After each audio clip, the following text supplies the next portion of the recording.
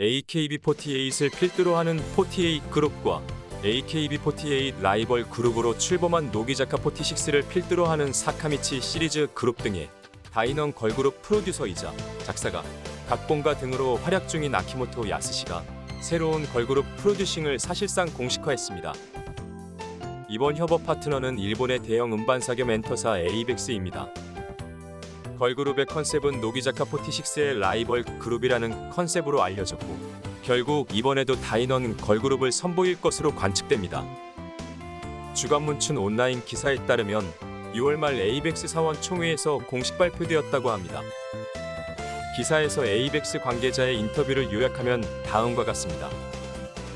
사원총회 현장에서는 AKB48을 만나고 싶었어가 배경음악으로 흘러나오며 스크린에 아키모토 야스시 프로듀스 초대형 오디션 개최의 문구가 흘러나오고 있었습니다.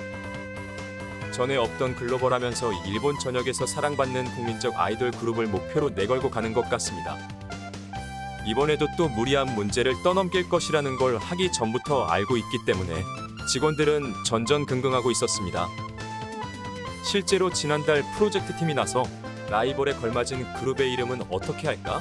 뒤에 붙는 숫자는 몇 개가 좋나? 노기자카와의 교환 유학은 안 될까? 등의 안을 내놓고 있지만 스태프는 골머리를 앓고 있습니다.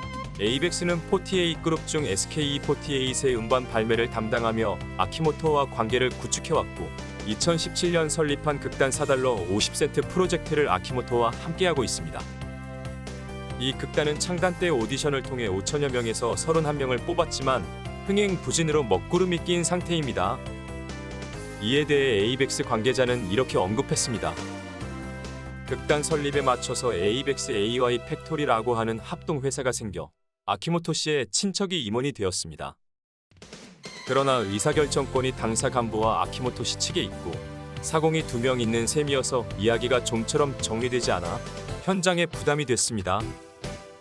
여기에 코로나 사태로 극단 공연도 잘 되지 않아 성공적이지 못한 상태가 이어지고 있습니다. 앞서 에이벡스가 언급한 무리한 문제를 떠넘긴다는 이야기는 아키모토 야스시의 프로듀싱 방식의 문제점 중 하나입니다. 만 17세의 나이로 방송작가 일을 맡으며 승승장 구해온 그는 아이디어 뱅크로 유명해서 예능, 드라마, 영화, 연극, 아이돌 프로듀싱 등 미디어 업계의 온갖 기획의 기획자 형태로 참여했지만 한편으로 자신이 기획한 아이디어를 고집스럽게 밀어붙이는 성향으로도 유명했습니다. 이는 우리나라 배우 이병헌의 팬미팅 기획자로 참여하면서 이병헌 씨와 한국에서 만나 회의를 가졌을 때도 그러한 성향이 드러났었습니다.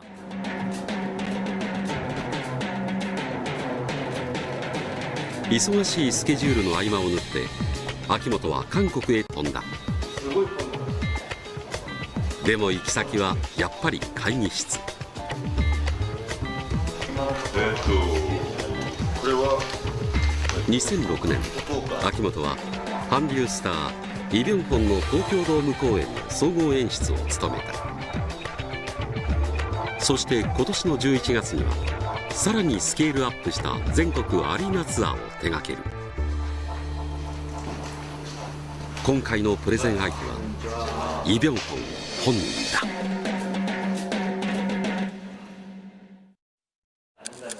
秋元康とイ・ビョンホンの会議が始まった。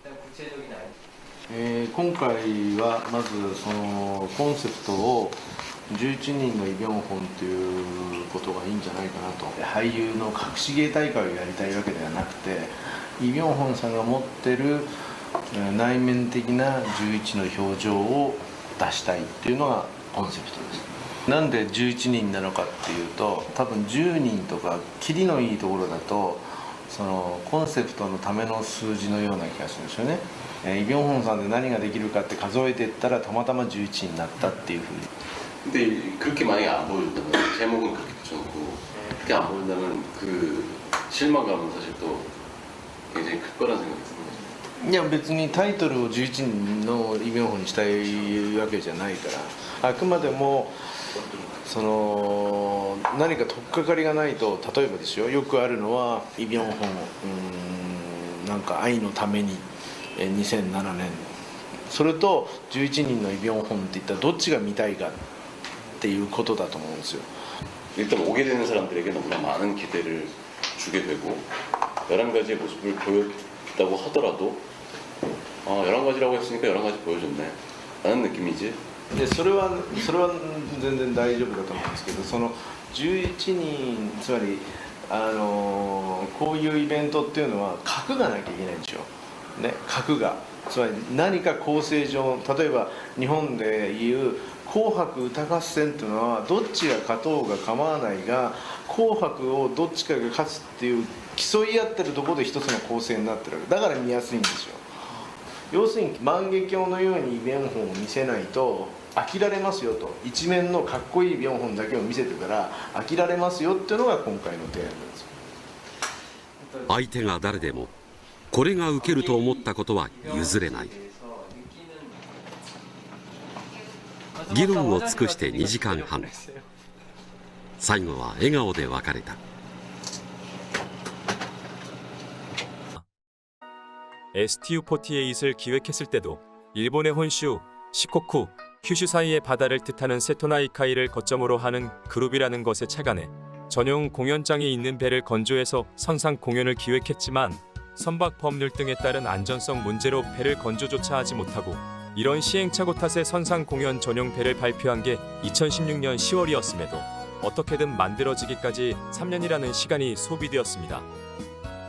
결국 중고 배를 개조해서 지역을 돌며 항구에 정박한 상태로 공연을 하는 조건으로 겨우 허가를 받았고 그마저도 건조 후 1년도 되지 않아 코로나 사태로 공연이 제대로 개최되지 못했습니다.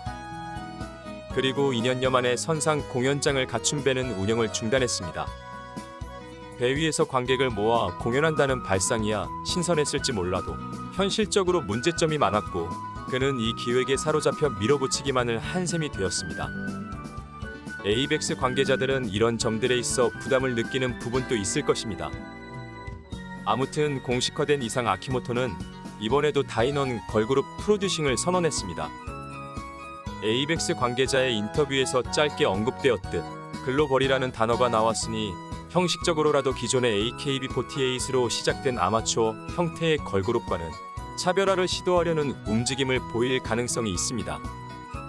실제로 일반인 대상으로 멤버를 모집한 것뿐 아니라 경력직 멤버를 모집한다는 소문도 돌고 있습니다.